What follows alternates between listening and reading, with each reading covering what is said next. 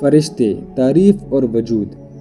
فرشتے نورانی مخلوق ہیں جنہیں ان کی اصلی شکل اور صورت میں دیکھنا انبیاء اور رسول علیہ السلام کے علاوہ کسی اور کے لیے ممکن نہیں، اور یہی وجہ ہے کہ ہمارے ارد گرد لاتعداد فرشتے اپنے کاموں میں مصروف ہیں، مگر ہمیں وہ دکھائی نہیں دیتے۔ اگر وہ انسانی شکل اختیار کر کے سامنے آئیں تو پھر انہیں دیکھنا ممکن ہے۔ انسان کی نسبت فرشتے عظیم مخلوق ہیں، اور ان میں بھی بعض چھوٹے ہیں اور بعض بڑے۔ فرشتوں کے پر، فرشتوں میں بعض کے 2 پر ہیں اور بعض کے 600 تک۔ قرآن مجید میں ہے، اللہ تعالیٰ ہی کے لیے تمام تعریفیں ہیں جو آسمانوں اور زمین کا پیدا کرنے والا ہے، اور 2 3 4 پروں والے فرشتوں کو اپنا قاصد بنانے والا ہے۔ اللہ کے رسول صلی اللہ علیہ وسلم نے فرمایا، میں نے جبرائیل کو ان کی اصلی پیدائشی صورت میں صرف 2 مرتبہ دیکھا ہے۔ میں نے انہیں آسمان سے اترتے دیکھا تو ان کا وجود آسمان سے لے کر زمین تک پھیلا ہوا تھا۔ بعض روایات کے مطابق جبرائیل علیہ السلام کے 600 پر دیکھے گئے، اور ہر پر نے افق کو گھیر رکھا تھا۔ ان کے پروں سے مختلف رنگ اور قیمتی موتی بکھر رہے تھے۔ فرشتوں کے قد و قامت۔ وہ فرشتے جنہوں نے عرش اٹھا رکھا ہے، ان کی قد و قامت کے بارے میں سیدنا نبی کریم صلی اللہ علیہ وسلم فرماتے ہیں کہ مجھے ان میں سے ایک فرشتے کی قد و قامت بیان کرنے کی یہ اجازت ملی ہے، اور اس کا وجود کتنا بڑا ہے اس کا اندازہ اس بات سے کیا جا سکتا ہے کہ اس کے کان کی لو سے کندھے تک کا درمیانی حصہ اتنا لمبا ہے کہ جتنی 700 سال کی مسافت۔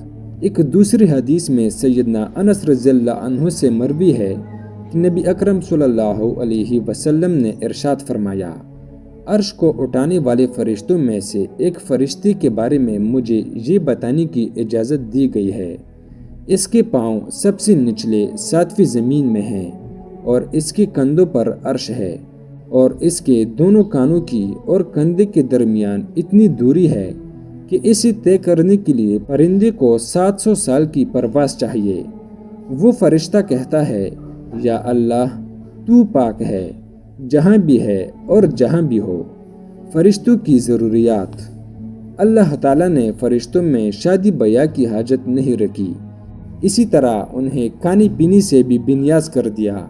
اس کی وضاحت قرآن مجید میں مذکور سیدنا ابراہیم علیہ السلام کے اس واقعے سے بھی ہوتی ہے، جس میں ہے کہ ابراہیم علیہ السلام کے پاس فرشتے آئے تو آپ علیہ السلام ان کے لیے فوراً گوشت لے آئے، مگر انہوں نے اسے تناول نہیں کیا۔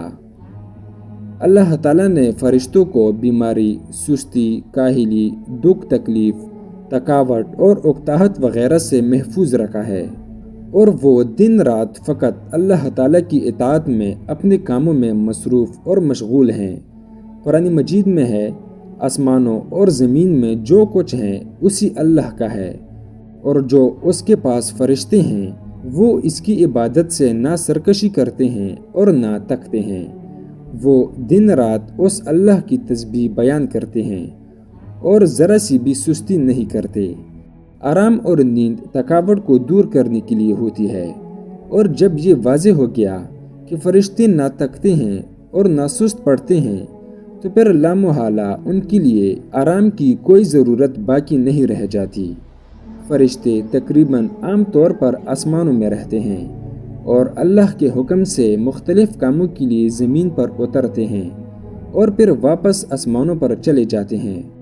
قرآن مجید میں ایک اور مقام پر خود فرشتوں کی یہ بات مذکور ہے کہ ہم تیرے رب کے حکم کے بغیر نہیں اترتے۔ فرشتوں کی تعداد۔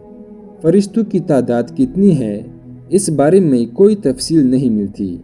اللہ تعالیٰ کا فرمان ہے، تیرے رب کے لشکروں کو اس کے سوا اور کوئی جانتا ہی نہیں۔ بعض احادیث سے معلوم ہوتا ہے کہ فرشتوں کی تعداد بہت زیادہ ہے، بلکہ اندازہ ہوتا ہے کہ انسانوں اور جنوں سے بھی ان کی تعداد زیادہ ہے۔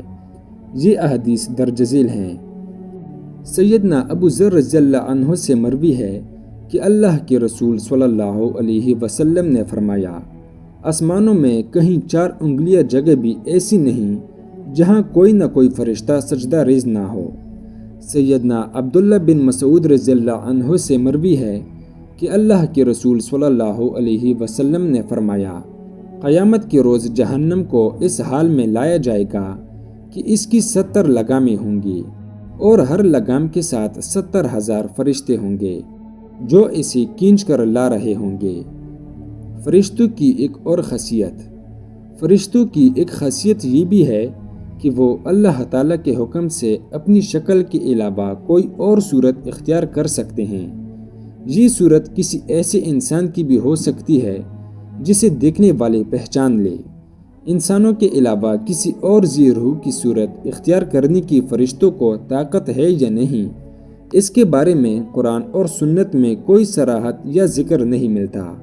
البتہ ان کے انسانی شکل اختیار کرنے کے واقعات ضرور ملتے ہیں، اور انہی سے اندازہ ہوتا ہے کہ فرشتے اللہ تعالیٰ کے حکم سے دیگر شکلی بھی اختیار کر سکتے ہیں۔ سیدنا ابراہیم علیہ السلام کے پاس فرشتے انسانی شکل میں آئے، اور سیدنا ابراہیم علیہ السلام ان فرشتوں کو پہچان نہ پائے۔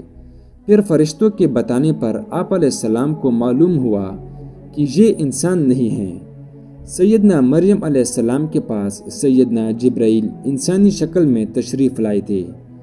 سیدنا جبرائیل علیہ السلام سوائے 2 مرتبہ کے ہر مرتبہ نبی اکرم صلی اللہ علیہ وسلم کے پاس انسانی شکل میں تشریف لاتے۔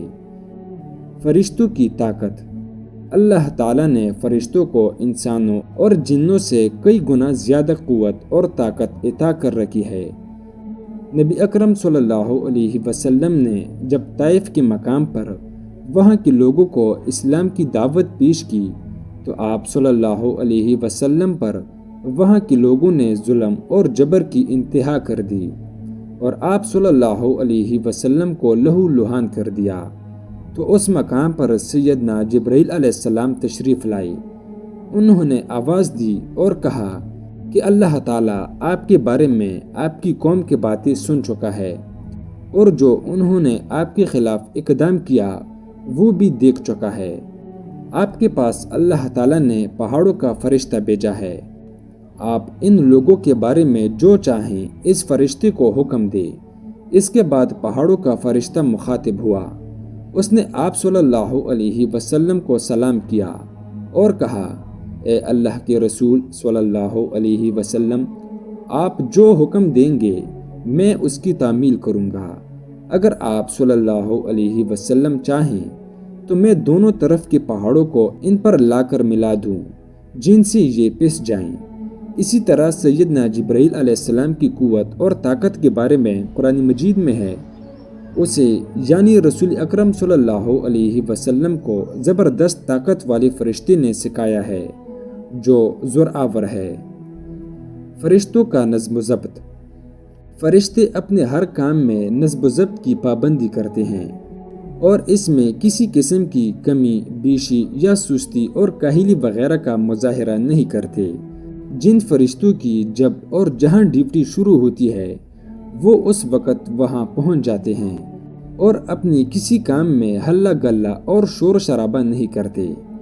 فرشتوں کی موت کا بیان، جس طرح انسانوں کی پیدائش اور موت کے مختلف مراحل ہیں، فرشتوں کے لیے یہ مراحل نہیں ہیں، یعنی دنیا میں نئے انسان پیدا ہوتے ہیں اور پہلے سے موجود انسان فوت ہوتے رہتے ہیں، لیکن اس کے برعکس جب سے اللہ تعالیٰ نے فرشتوں کو پیدا کیا ہے تب سے وہ زندہ ہیں اور قیامت قائم ہونے تک جب تک اللہ چاہے زندہ رہیں گے، اور اللہ تعالیٰ کی طرف سے انہیں جو ذمہ داریاں دی گئی ہیں انہیں احسن طریقے سے وہ پورا کرتے رہیں گے۔ لیکن جب قیامت آ جائے گی تو یہ فرشتے بھی موت سے دوچار ہوں گے، اور ایک ایسا وقت آئے گا جب کائنات میں اللہ رب العزت کے علاوہ کوئی اور زندہ نہ رہے گا۔ اسی صورتحال کو قرآن مجید میں اس طرح بیان کیا گیا ہے، زمین پر جو ہیں سب فنا ہونے والے ہیں، صرف تیرے رب کی ذات جو عظمت اور عزت والی ہے وہی باقی رہ جائے گی۔ مزید ایک اور جگہ فرمایا کہ ہر نفس جان کو مرنا ہے۔ ان آیات سے معلوم ہوا کہ یہ ساری کائنات تباہ ہوگی اور اللہ تعالیٰ کے علاوہ ہر ذی روح موت سے دوچار ہوگی۔ اس کے بعد سب سے پہلے اللہ تعالیٰ سیدنا اسرافیل علیہ السلام کو زندہ کریں گے اور انہیں حکم دیں گے کہ وہ سور پھونکے، جس سے وہ ساری مخلوق جو مردہ تھی زندہ ہو جائے گی، جیسا کہ ارشاد باری تعالیٰ ہے۔ پھر دوبارہ سور پھونکا جائے گا، بس وہ سب کھڑے ہو کر دیکھنے لگ جائیں گے۔ اجماع امت سے یہ بات ثابت ہے کہ فرشتوں پر بھی اسی طرح موت اور فنا نے آنا ہے، جیسے دیگر تمام مخلوقات پر موت آئے گی، اور اس بات پر قرآن اور سنت کے دلائل شاہد ہیں، جیسا کہ فرمان باری تعالیٰ ہے۔ اس ذاتی باری اللہ تعالیٰ کے علاوہ ہر چیز نے فنا ہونا ہے، جس میں فرشتی بھی شامل ہیں، جیسا کہ تفسیر قرطبی میں سیدنا ابن عباس رضی اللہ عنہ سے منقول ہے۔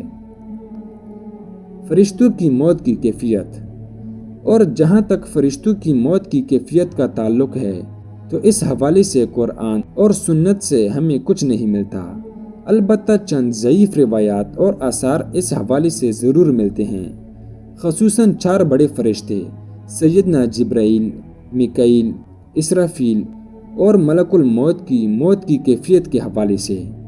لیکن یہاں یہ بات اچھی طرح سمجھ لینا چاہیے کہ یہ مسئلہ غیبی معاملات سے تعلق رکھتا ہے، اور غیبی امور سے متعلق کچھ بھی اس وقت تک بیان نہیں کیا جا سکتا جب تک کہ اس کا ثبوت قرآن کریم یا صحیح حدیث سے نہیں ملتا۔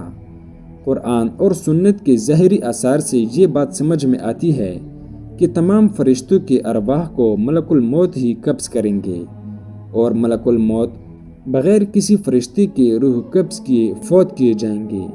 والعلم عند اللہ، وآخر الدعوانا ان الحمد للہ رب العالمین۔